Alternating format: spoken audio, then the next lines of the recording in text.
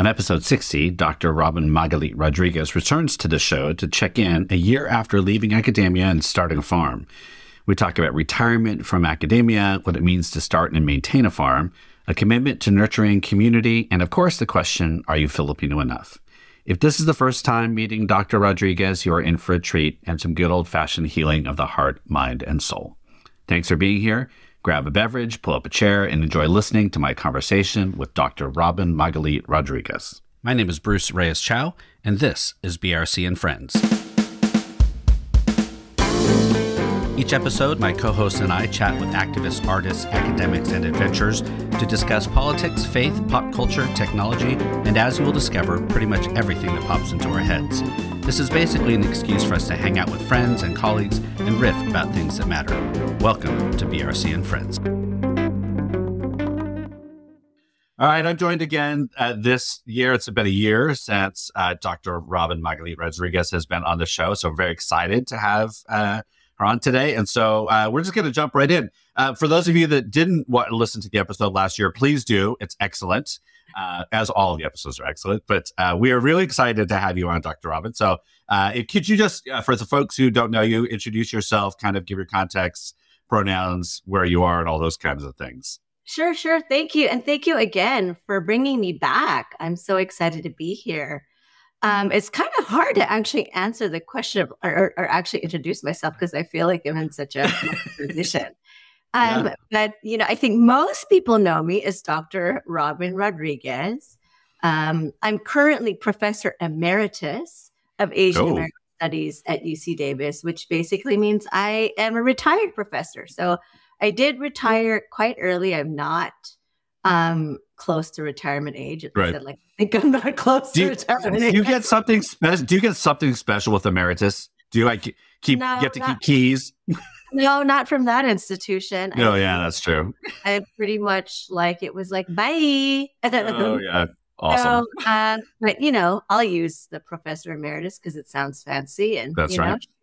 I Gets the access someplace. I earned this title. So, darn right.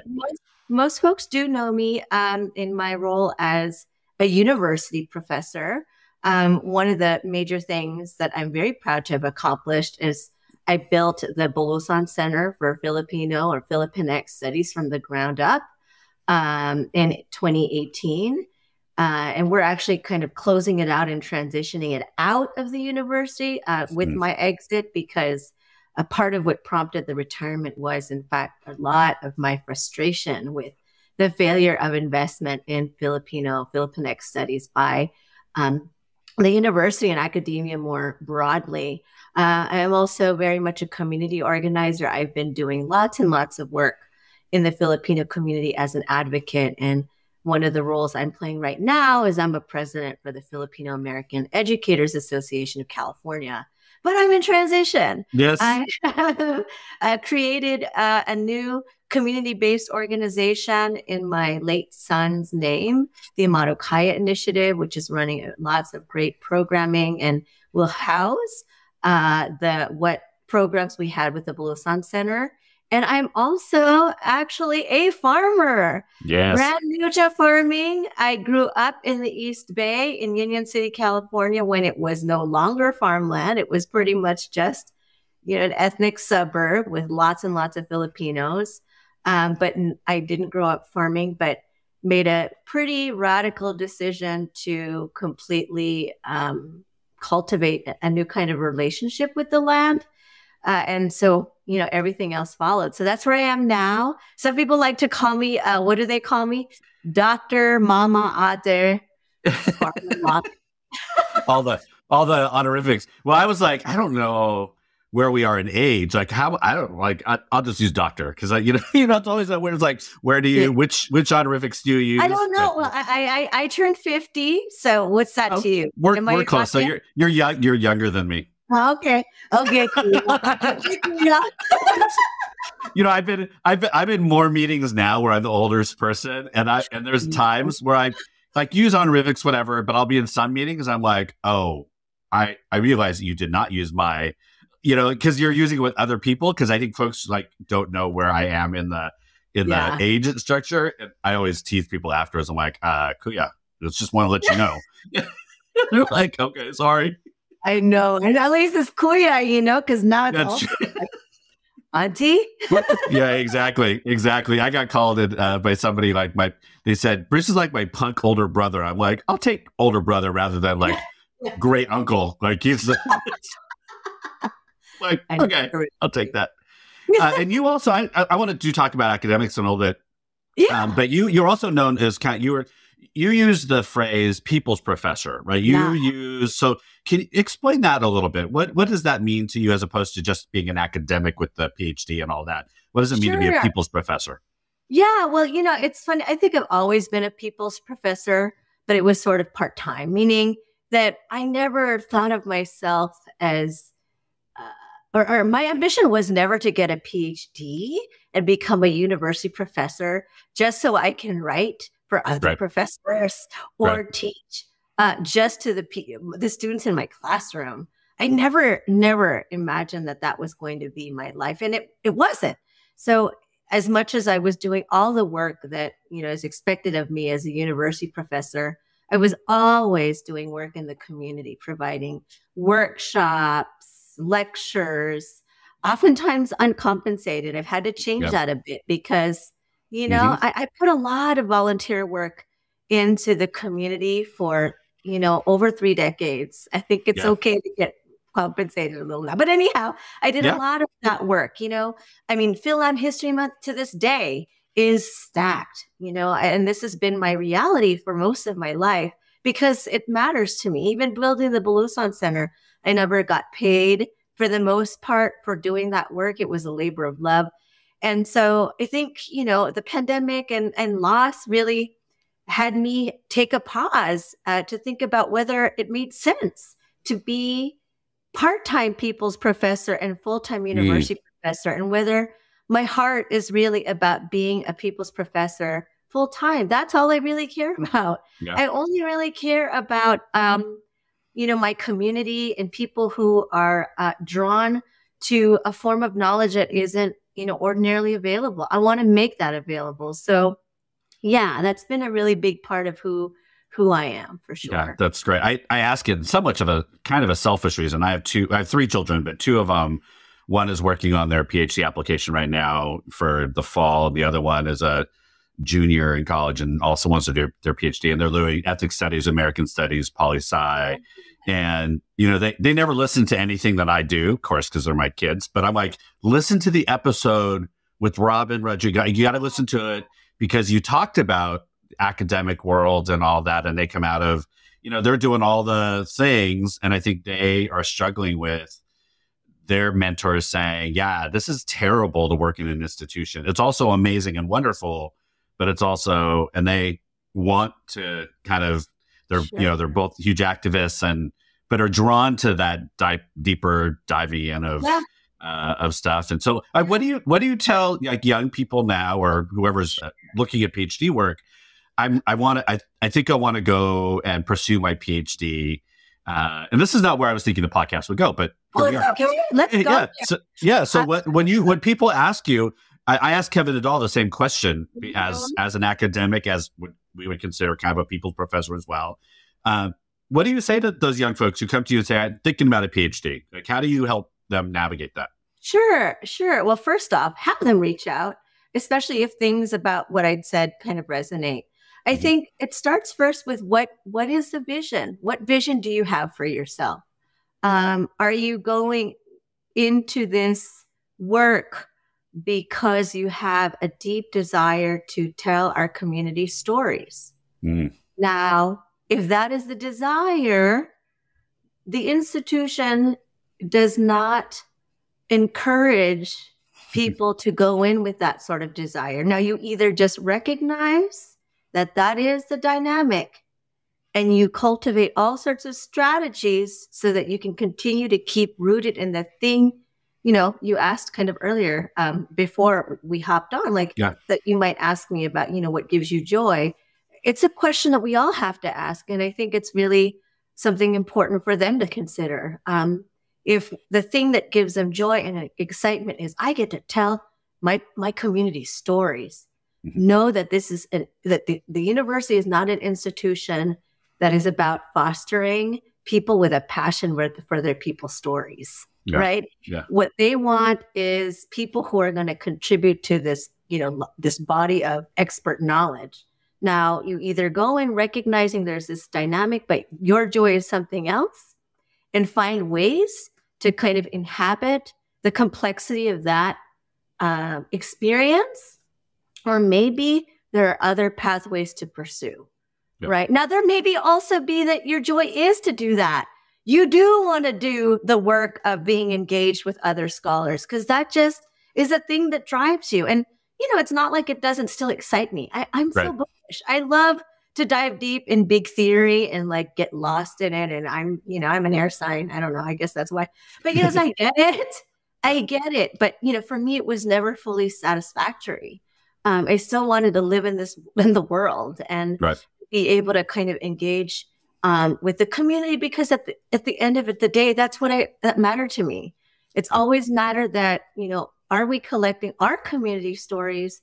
Are we sharing them not to other academics, but to the people it matters, like my community? So it's a hard question, and it's not easy to navigate, because, and this is why I would encourage them, whatever they decide, if they decide to take the path, make sure to be part of a community. Stay rooted, with your home community, wherever you define that.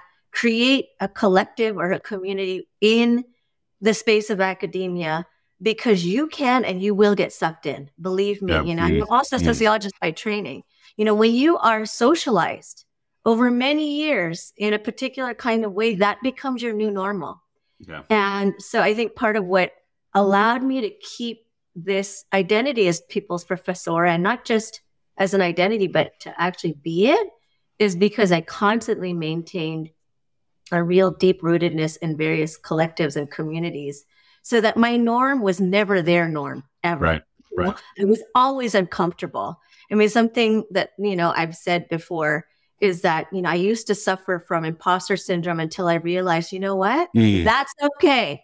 Yeah. I'm just flying on y'all and taking what I need from my community. I will never want to be comfortable here.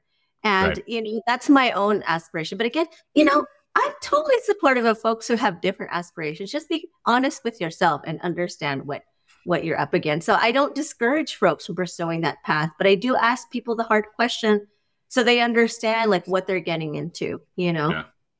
Well, it seems to be a common thing. I mean, it's like any advanced degree. It's like if it doesn't bring you some kind of joy at some level, you're not going to make it anyway, or you're going to die going through it. I mean, it just feels like a PhD or whatever you're doing. Yeah. Don't just do it for the letters either. Yeah. Well, you're not doing it for the money, clearly, because yeah, exactly. But what all their mentors, after they said it's terrible and wonderful, and yes, we encourage you to do it, all that, they're also like, follow the money. Like, if somebody's going to pay you to do the degree, and like you have somebody to study with, and all the things that would be like, don't go into huge debt to get your PhD. And we're like, yeah, we think that's a fine idea. So we'll see. We'll see where they end up. They're now at that level where they're doing stuff that, like, I understand the words separately, but when they start putting them all together, like, he'll help me out a little bit. But no, that's lovely. Thank you so much. Tell me. So I want to make sure. Tell me about the farm. So the last time, I think you were just starting to get over there. Like, you hadn't actually launched it, and then I remember by the summer you already had program. I was like, of course you did. Yeah. Yes.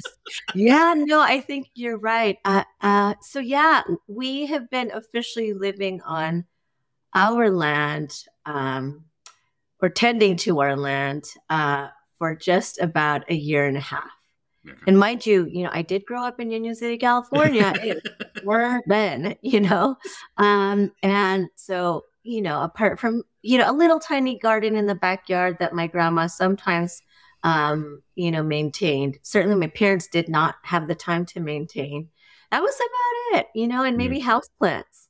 And so, I took a little bit of pride for being able to maintain houseplants and, have a few vegetables where I could get like at least one tomato, Right. So it had that, but it wasn't like at the center of my life in the way that it has become. But yeah, it's just been over a year and a half, and wow, I mean, I can't we've imagine. learned a lot. We've learned a lot, and we have just had the absolute most bountiful harvest. Like, I had no clue that I could do it. I mean, I had very low expectations. It was just Right. kind of like, okay, land, ancestors, Right. spirit, creator.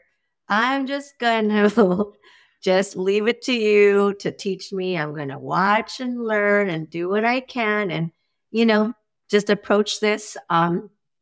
With that kind of framework. So set the bar low. And because of that, it's like I've got all these like plants growing into each other because I didn't know like a tomato plant could grow that big because, my tomato plant, if like I got one, I was happy. I've learned harvesting. Oops, I think that was a sound. Sorry. You're good. You're good. Keep it. So then, so I've been literally harvesting wheelbarrows full Wow. of tomatoes, and I've got these big old, huge, in Filipino, ubo, I guess they're called bottle gourd. I've got eggplants just popping up left and right, and okra and melons, and I mean, it's incredible. I have just been so humbled, and I just feel so blessed that I've been so supported in this journey. I think on a deep level, spiritually, and also from the community. So many people have come, and I think that's also really given me a lot of encouragement because it's not easy. It's really not easy. This is an absolutely new shift for us. And we live in a relatively, not relatively, like really, we live in like this rural small town. And it can feel a little bit daunting. And then we'll get just these visitors who are just so inspired by what we're doing, who are shifting, beginning to shift how they're thinking about their own relationship to the land. And it's been beautiful, and I love it. We just hosted a little group of college students from UC Berkeley who are connected with an Asian American student program there.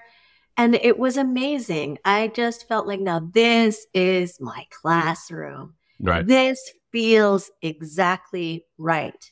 This is where I want to talk about Asian American history, Filipino American history. This is where it happens, to kind of be out here. And it was beautiful. I spent half a day with these young people, but you could tell that half day experience together will have an impact that I'm not sure 10 weeks of a quarter while teaching at UC Davis will make. Yeah. And what a difference. And so it's been amazing. So, I'm learning how to can. I'm learning how to jam. I'm not, I did grow up to parents who, are like baby boomers and grew up with all of the scarcity kind of framework around the war. So I'm not wasting, Right. So I'm looking stuff up because I'm like, this is not going to waste. We're going to save the seeds. And then if we We're going to plant it, pickle it, jam it, do something. Yeah. So I learned all of that literally in the last like 3 to 4 weeks. So what's your, it is an amazing story. I think I'm just going to book you every year because I think we're just going to, and then you can look back in 10 years and be like, for 10 years here, at one point you're like, I know how to do this now. Like at one point it'll be like, I've mastered this particular thing. But I think there are a lot of people, fortunately, that are really trying to recapture some land connection. It's certainly in some communities, but none of us are probably like, we're going to go and do it. I mean, this is a huge move that you did. And I love, so I've taken a little shift in my professional career, and folks are like, are you retired now? And I'm like, no. All my energy is going down to stuff that I really love doing. Yeah. And it sounds like, you've retired technically, but now you're like, when I saw stuff pop up about hosting things during the summer and all these other things coming up, I was like, yeah, this is where there's life and thriving going on. So it sounds like that's what's going on. But I want to ask, What's your biggest, if you could think of, or any, like you did something and you're like, oh, I didn't know what I was doing, and now I'm like plants growing into each other because, oh, well, you just plant them 5 inches apart, right? Because that's how big zucchinis are. Well, yes, that was the biggest thing, because really I had no idea. You read those seed packets and you kind of like, you're like, nah, yeah, you don't believe it.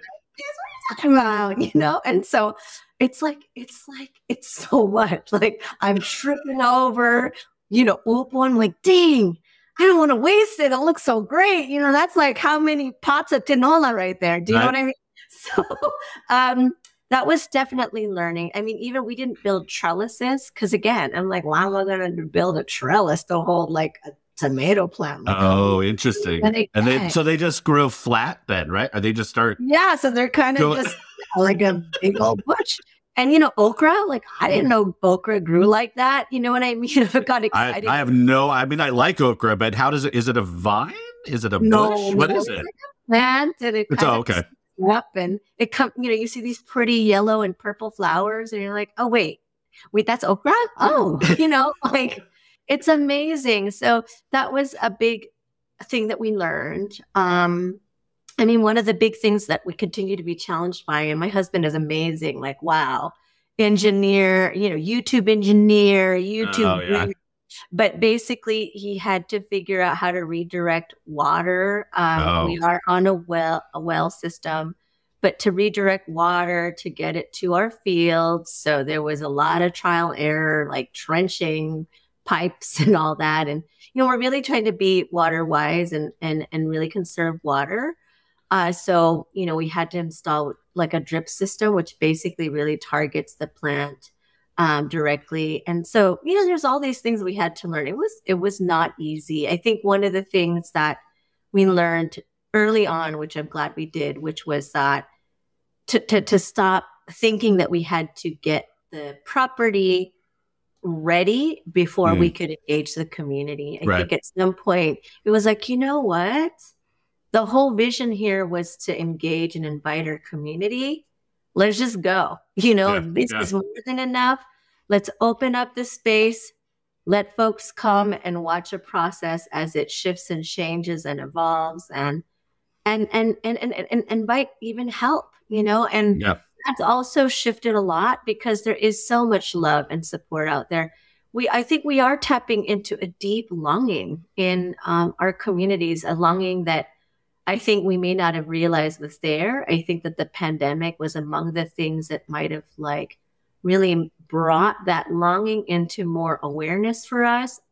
I think, certainly climate change is inviting us to really, really wonder about what is our relationship to this earth. And we wonder about it. We sometimes feel debilitated by what we can do about it. And I think that something about our little experiment gives people a sense of hope that we can shift things. And a family that had no idea and really was operating really through deep faith, frankly, faith in our ancestors and the creator, faith in the ancestors of the land who, ancestors who attended it for years, faith in our community. And definitely faith in ourselves as a unit. And so I think that's part of the story too. And wow, like it's just, I'm still floored by it all. Like I think like yesterday I was making jam, I was like, wow, I'm making jam. Whoa. And like tomato jam? What came up with that? I mean, I'd have to credit my dear friend and collaborator. So we're working on a collaboration with, Magpie Alchemy, owned by Jamie Cardenas, which is based in Sacramento. But she just does all this wonderful work in creating medicine for our community in the form of, skin products and kind of these hydrosol sprays, but just really kind of tapping into these ancestral knowledges around, that can help support our healing. And so she was the one who was like, you could jam tomatoes. I was like, what? And so we started a batch, and together we concocted this recipe that built on, I guess, somebody she was paying attention to, a Filipina, a biracial Black Filipina chef, I guess, in San Diego, makes tomato jam with like, vanilla bean. And so Jamie and I were in the kitchen and I was like, what if we add cardamom? And she's like, oh, yes. So we did. And so I've been experimenting with jam. And let me tell you, putting that jam on a grilled cheese sandwich, wow.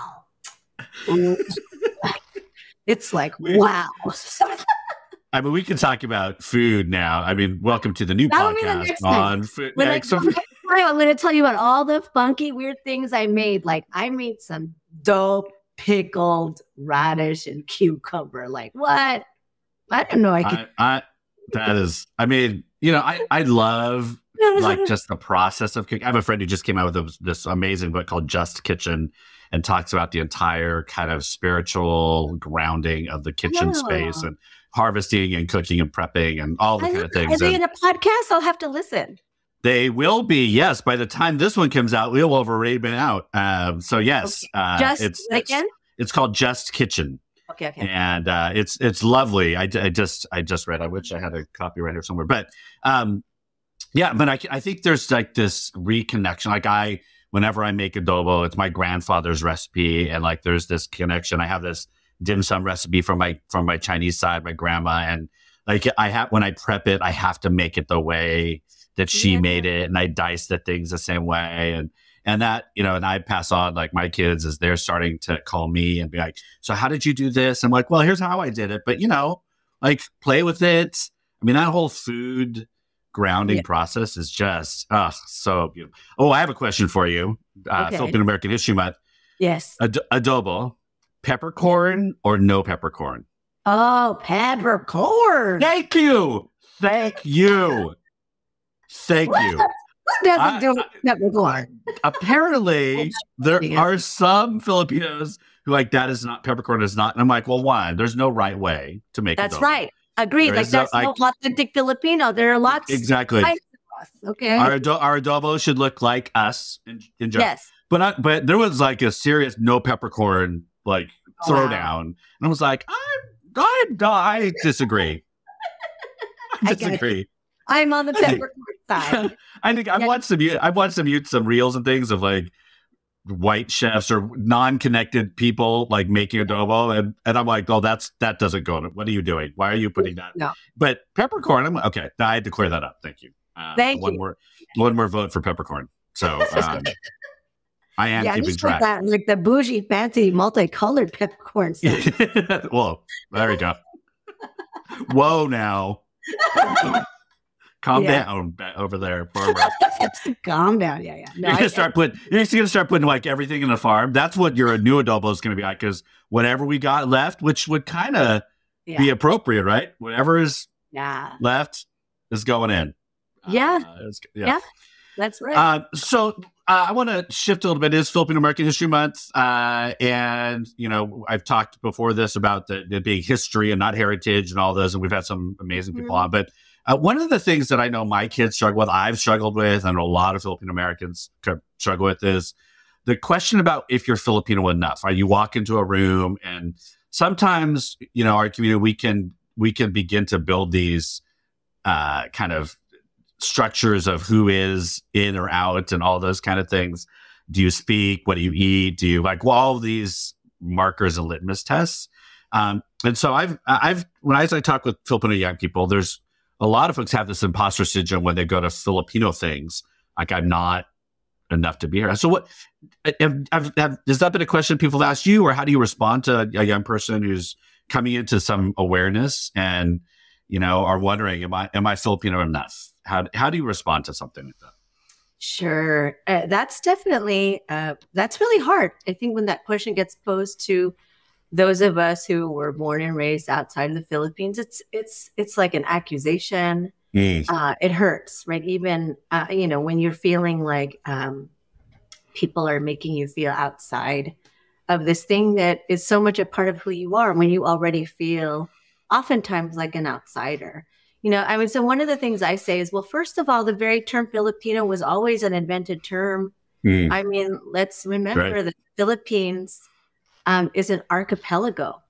And really, our peoples were incredibly diverse. There are multiple languages in the Philippines where literally people in the north cannot speak to folks in the south. And that's partly the beauty of it all, is that what brought us together, what united us under this umbrella of Filipino, was a common desire for freedom, for liberation from Western colonization. And that's the thing that brought us together. So, that nobody, I think that there can't be like the Filipino police. There are so many diversities of, types of Filipino, that I think what matters most is where are our affinities and affections? Does the Philippines and that lineage and its history, including the history of diaspora, animate how we think about ourselves? And if that's what we have, if we can hold on to that, then we can claim Filipino, whatever language we may speak, because maybe somebody doesn't speak Tagalog, but you could talk to somebody who was born and raised in the Philippines, but they're still not speaking Tagalog, So that's what I typically say. I think it's like, how are you feeling? What are your connections? What are your affinities? And that's what matters most. And I think we can't be policing people, and especially in the diaspora. Like I feel like, it's already hard enough to feel like we're on the margins. We don't need to be marginalizing each other even more. Right. And our experiences are shifting too, in terms of like what it feels to be Filipino American as a distinctive experience of being Filipino, you know, and that's equally valid.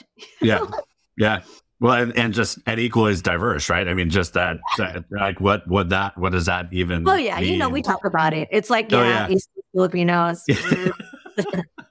I was just talking with somebody. I was just interviewing somebody, and they said something like, and I was like, oh, that's right. We like different Filipinos. Like we're still both, but I was like, okay, and there's like the Bay Filipinos, different from the Sakuans, because then there's like Stockton Filipinos. Like we're. I always feel like Stockton Filipinos are super smug. Sometimes we're like, oh, well, we're Stockton Filipinos, so I know Dawn and I used to joke about that, she was a Stockton Filipino, and I was a Union City Filipino, and thing was a little bit different. What's your area code? 209. 209. 209. Okay. Well, I still have my Google phone number is still 209. Like it's like. I've had this 209 number forever, and I refuse to give it up. I haven't lived in Stockton in 30 years, but it doesn't matter. It's the same with me. I will claim Union City. Do you get to go back? Do you have family or friends there anymore? Do you visit there? My parents are both buried not too far from where I grew up, and I still have family there. And it's just I love to go there just because. And I'm going there today actually. Because it's the Filipino American Educators Association of California's conference. So I'm going to go home. It's going to be in Union City. And I love it. It's. Well, there's nothing like home, right? I mean, you go. I mean, we know there are problems everywhere and there's whatever, but you get home and, I go to Stockton now with my kids and they know like intellectually there's this deep rootedness they have to Stockton because of their grandparents and all, but they're also like, well, yeah, but it's like, there's nothing here. And I'm like, don't say that. Yeah. And actually, you know what? Thanks to, Don Mabalan and Dylan Delvo and Little Manila Rising, stuff is changing. Oh, yeah. Stockton. Yeah. I would move back. I don't know in a heartbeat, but I would move back if the opportunity. But I'm not sure my wife is. We're in San Jose now, which is a little like Stockton. It feels like, but in any case, this is now not a natural geography podcast. I know, but it's actually super interesting anyway. Like you could do an episode just about, how we attribute meaning to places like that. Like there's Oh, the yeah. Daily City Filipino, there's the city San Francisco Filipino, Oh, San wow. Antonio ones. We know, I mean, Yeah. it's like we all That's know what that means. that is really funny. Like to have like find somebody from each one, just get on and be like, okay, let's just talk about what are the. Oh yeah, that could be a whole other. There's your idea, because I'm sure you need more to do, is to go ahead and start your podcast up.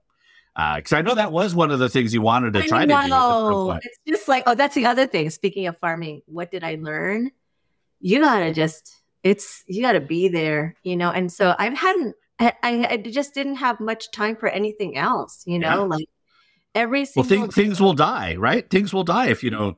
Will die. And you're having to kind of weigh between precipitation, if there's any, like the sun, the heat, temperature, and just there's so many things to kind of think of, and just the labor, because we're doing this no-till method, which is really kind of the most, kind of gentle approach to the land.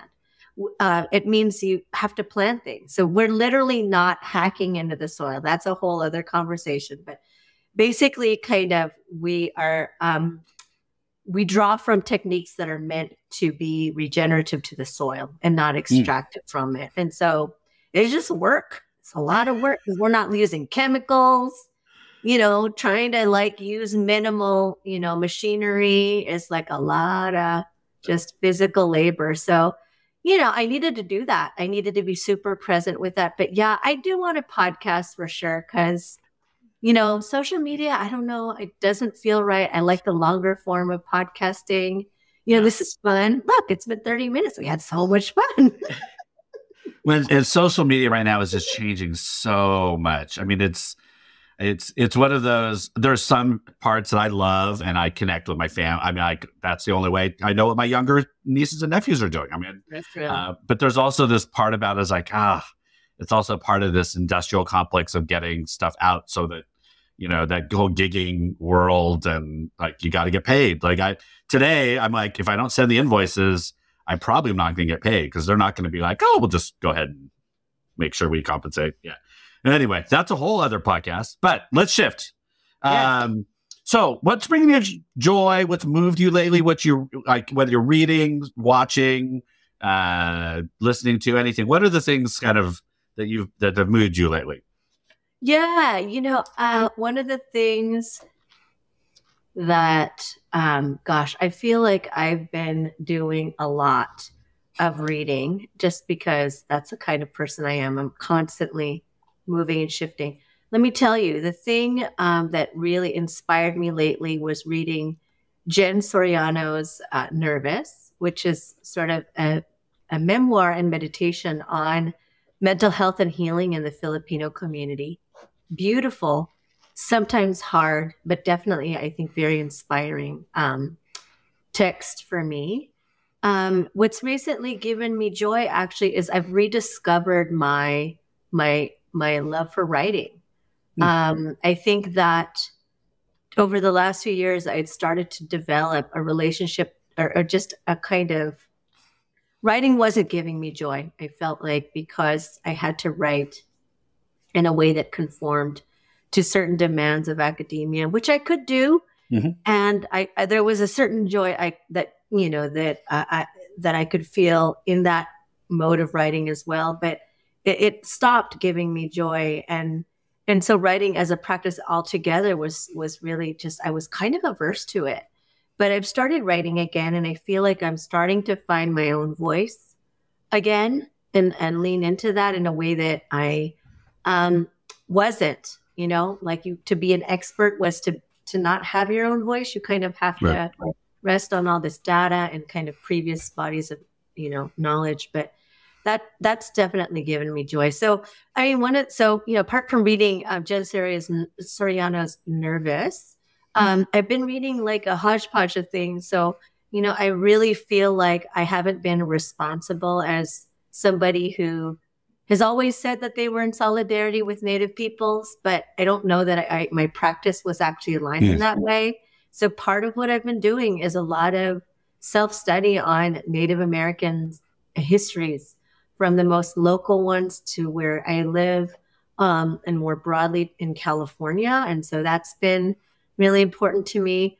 I continue to be on a healing journey. October 24th is going to be my mom's 1-year death anniversary. And, I've lost both my parents now. And that's really, in addition to my older son. So, I'm in a process still of healing from that. I think it's deep when your parents go, when that one connection, really that intimate connection to the Philippines now is severed. I think I'm dealing with that kind of grief too.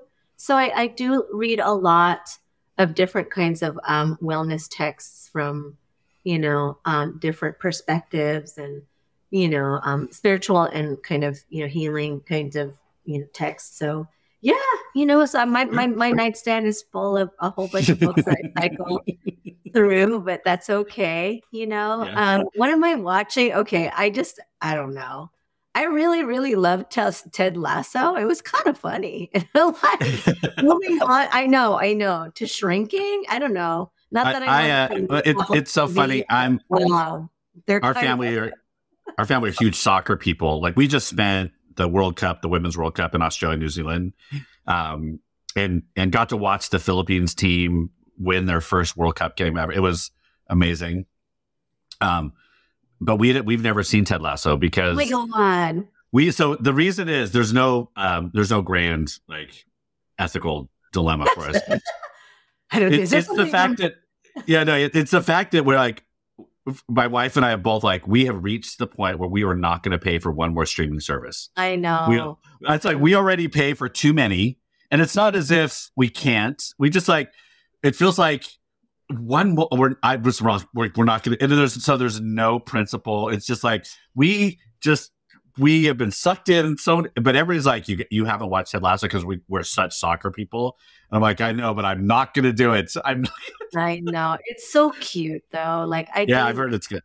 Yeah. It was fun and light because I kind of needed fun. Oh yeah. Well, I mean, I think that part of it is, I was just talking to somebody and we veered off into Star Trek and Star Wars, like this peace activist, all that stuff, and we veered off into this kind of space. And I don't know if the episode's going to be out or not. This for me.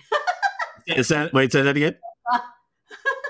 The new spin-off of Star Wars. Yeah. Ahsoka is good. Yeah. But I think there's something about that complexity and fullness of our humanity for those who are in the work, because I think people, and even to ourselves, like, well, if we're having fun, we're not like, there's this martyrdom, you sacrifice everything. I'm like, well, no, even our grandparents, you sacrifice so much, like we're still partying. Like there was like this holding balance and harmony. Well, gosh, we could have a whole conversation on that. Yeah, I hear you though. Like it's as if, to be like an activist, a social justice organizer, I think there may be a way, those of us who identify in those ways, and, even if we don't, the assumption is the people who identify that way are just sort of a joyless people.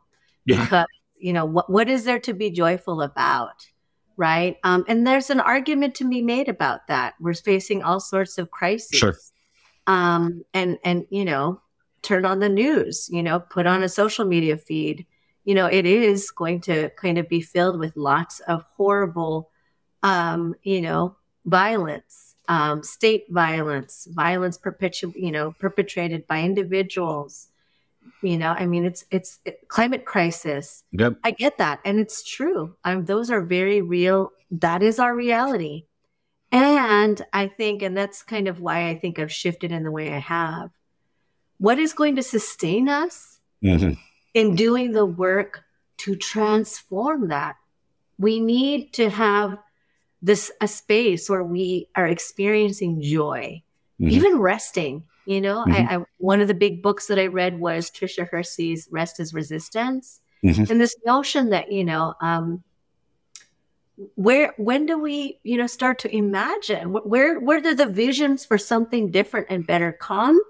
When we're daydreaming, which often comes when our mind is turned off and at rest, or when we're sleeping, when we dream of our ancestors, where they visit us, where we can, different visions of different ways of different possibilities kind of come to us. So yeah, I think I've really shifted from, because I probably was one of those, like, well, I'm not going to watch that, like there's shit to be watched. Like, I got to watch that. I don't know. I got to read this. I got to watch. I mean, and I don't know anymore. Like, I don't do that. Honestly, I barely watch the news now because I'm just like, why? Because I already know. Right. Exactly. Exactly. It's going to be a different name, a different face, a different place. But we know what structures organize a society. We know what work needs to be done. So let's start building. And I think that's where I'm at now. I want to build. I want to dream. I want to see, even if it's in this tiny little place, a reimagination farm, where we're trying to like enact and manifest and make real, like something different.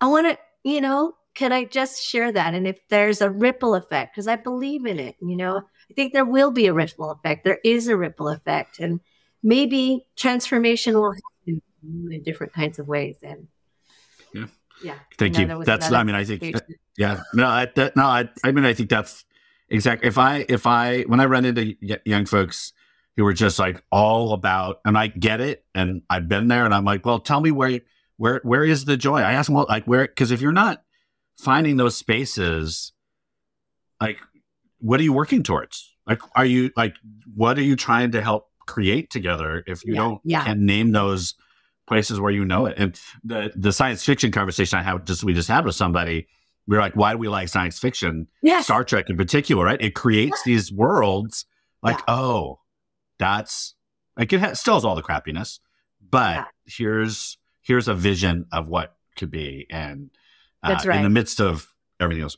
Anyway, all right. So we got to end up, and they'd be like, oh, they talked for like 4 hours. I'm not going to listen to a 4-hour podcast. I know. But what's the best way for people to connect with you, find out what you're doing, stay updated, all that kind of stuff? How can people get it? Well, okay, you could try, and I will do my best. But you're going to be out farming, just to be clear. You're going to be out. I love you. Some of you go look at your Instagram. There's something like a number of posts and 6 posts in 9 months. And I'm like, well, because she's out farming. I get so it's that was real. And I was tending to me too, so I had to do that. Thank you for that. But yeah, I mean, so I am on Instagram. It's at Mad Professora for me, myself. And I'm trying to figure out what that account does. But I have all these other kinds of things I'm also doing. So the big part of our life, of course, is Reimagination Farm. So on Instagram, it's Reimagination Farm. But those are probably the two main, and they can kind of point folks to other places, including the Mauna Kea Initiative, also primarily on Instagram. Haven't delved into TikTok yet. Definitely try to keep our websites relatively updated, but and again, and also trying to figure out kind of YouTubing and podcasting. But yeah, this has been the season of having to be present with the land. But now that we're coming to, fall is harvest season. So it's getting colder, winter's coming. So I think that, and now that I kind of have a sense of what the rhythm feels like, I feel like I'm going to be able to put more energy into all that other stuff. Right. And then, then once, the tail end of winter comes, even in winter, we're going to start. Are you going to be, does it snow where you are? It can. Yeah. On occasion, which is cool. Oh, okay. Mm-hmm. But it's not, you're not like, you don't have to, like, you're not going to definitely have snow every year, because that would cancel me out. I'm not a snow person at all. No. I mean, it snowed a lot this recent winter, but it was kind of unprecedented. So at most, we might get like a light dusting a couple of days. I think, again, this last winter was a little unprecedented. So, but then again, who knows, right? I mean, everything's shifting everywhere. So I think that's where the relationship with the land comes in, where you just kind of have to pay attention, because I don't know that, meteorologists or anyone can fully predict what's going to unfold day to day until really, really dramatic shifts happen in terms of, what we're doing, with respect to the earth. Great. Thank you. Well, we've covered many, many things. I love it. I love it. I'm gonna be like, Talk to I you. think I'm gonna see. Like, I think we may have covered 10 topics or something. This is Totally, awesome. That's totally awesome. Well, thank you for being on again, and I will see you next year. Yes, Okay? please. Yes. Please. Thank you. All right. So much. Those of you that are listening, thank you so much for listening to BRC and Friends again. Go to all the places where you podcast or you get your podcasts, rate, review, subscribe, all the things you're supposed to do. Please go ahead and do that. And again, thank you for being here. We'll see you next week on BRC and Friends. BRC and Friends was hosted and produced by Bruce Reyes-Chow. Co-hosts were Jorge Bautista, Mickey Scott Bay Jones, Amy Kim Caramus Parks, and Laura Monaco Heifetz, and the theme music was composed and recorded by Marissa Magdal Laurent. Feel free to connect with any of us via the show notes. And lastly, please don't make me beg. Take a moment to rate, review, and subscribe to BRC and Friends wherever you listen to podcasts. Until the next episode, thanks for listening to BRC and Friends.